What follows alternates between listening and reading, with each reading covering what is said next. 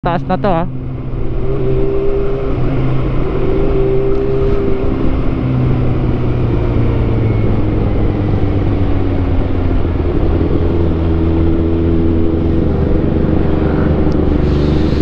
Alright, malapit na tayo sa ating pupuntahan.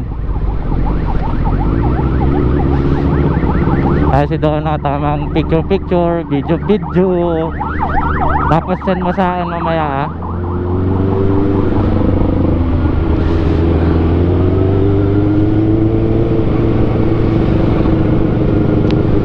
So alright guys, balikan ko na lang kayo mamaya pagka nandun na tayo sa ating Binook na resort, no?